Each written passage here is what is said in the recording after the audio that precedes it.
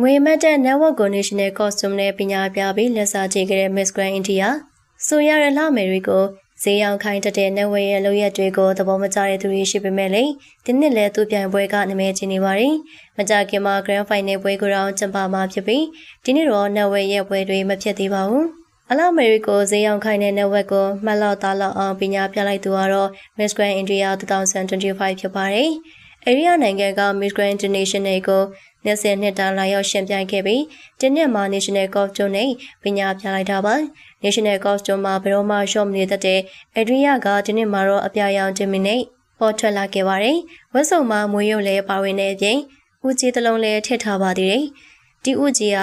ဘာကြောင့်ထည့်ထားလဲဆိုတာကိုသိချင်နေကြပါတယ်။ထူးခြားတာကတော့ဦးကြီးပေါ်မှာနဝရဲ့နာမည်ကိုရေးထားတာဖြစ်ပါတယ်။ဦးကြီးကိုခွဲလိုက်ရင်ဘာတွေထက်လာမလဲလို့စိတ်ဝင်စားနေကြတဲ့အချိန်မှာထင်ထားကြတဲ့အတိုင်းပဲဦးကြီးတဲကနေနဝရဲ့ပုံတူမျက်နှာကြီးထွက်လာပါတယ်။နဝရဲ့မျက်နှာကိုအရိယာလာမဲကအလုံးသိအောင်ပြသလိုက်ကြပြီးနဝကိုရိုင်းကလည်းသဘောကျနေပါတယ်။လူများရှိမှသဘောကျခြင်းအောင်ဆောင်ရပေမဲ့ရင်ထဲမှာတော့ကြိတ်မနိုင်ခင်မရဖြစ်နေပါတယ်။သူရဲ့မျက်နှာကိုဘာကြောင့်ဦးတွေကိုထည့်ထားပြီးတင်ဆက်လဲဆိုတာကိုအချိန်ခဏအတွင်းမှာသိလိုက်ရပြီးအလုံးကဝိုင်းရနေကြတာပါ။တကယ်တော့နဝရဲ့ Miss Grand India ကဒီနေ့အတွင်းမှာကြီးကျယ်ပြနာတက်ခဲ့ကြတာပါ။နဝက Miss Grand မှာအသက်20အရွယ်ရေချဲဂရုပတာကို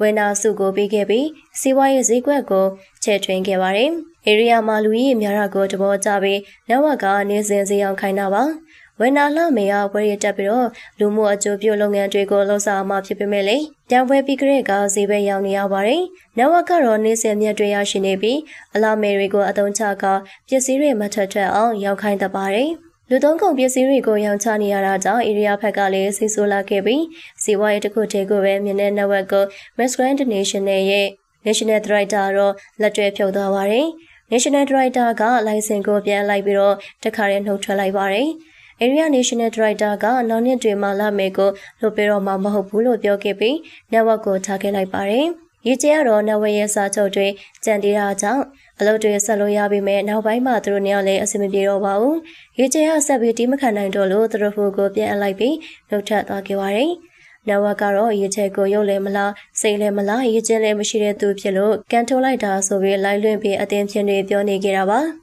ရေချဲကဒီကြောင်းရာတွေကိုမြည်ရကြခဲ့ရပြီးဒီလိုအဖြစ်တွေကိုနောက်ထပ်အလှမယ်တွေဖြစ်မှဆိုရင်လို့တတိပေးခဲ့ပါတယ်။ Miss Grand ပြဿနာအဖြစ်နိုင်ဆုံးအလှမယ်ပြိုင်ပွဲဖြစ်လဲမြင်လာခဲ့ကြပေမဲ့ area ကဒီနေ့လဲလာပြိုင်ပါသေးတယ်။လာပြိုင်တာကတော့နဝက်နဲ့အလုပ်လုပ်ချင်တာလည်းမဟုတ်သလိုဆူရဖို့လည်းမဟုတ်ပဲလက်စားချေဖို့ဖြစ်ပါတယ်။ဒီဝတ်စုံနဲ့ဆူမရလဲကျင်းနေပြီးလွန်ခဲ့တဲ့နှစ်ကအလှမယ်အတွက်နဝက်ကိုပညာပေးလိုက်တာပါ။ဝေရမက်လူဦးကြီးတဲကိုထည့်ထားပြီးဘေးနာကနေမွေတွေဝင်းရနေတဲ့ပုံဖြစ်အောင်လုပ်ထားခဲ့တာပါ။ area ကဆူရဖို့အတွက်မရွေပေမဲ့သူ့ဝတ်စုံကတော့လူကြိုက်အများဆုံးဖြစ်နေပါတယ်။နဝက်ရရုပ်ကြီးကိုစင်ပေါ်မှာတင်ပြီးအလုံးဝိုင်းရီအောင်လောက်ပြသွားနိုင်တာနဲ့ကျင်းနေသွားပြီဖြစ်ပြီးရန်ကောင်းတဲ့အလှမယ်ဖြစ်ချီကျူးနေကြပါတယ်။ဝေရမက်တဲ့နဝက်ကိုဦးကြီးတဲမှာထည့်ပြီးအဆက်ခွဲပြလိုက်တဲ့ area အလှမယ်ရဲ့ဝတ်စုံလေးကိုသဘောကျရလားဆိုတာကောမမှာပြောပေးခဲ့ပါဦးနော်။ကြည့်ရှုအားပေးမှုအတွက်ကျေးဇူးတင်ပါတယ်ရှင်။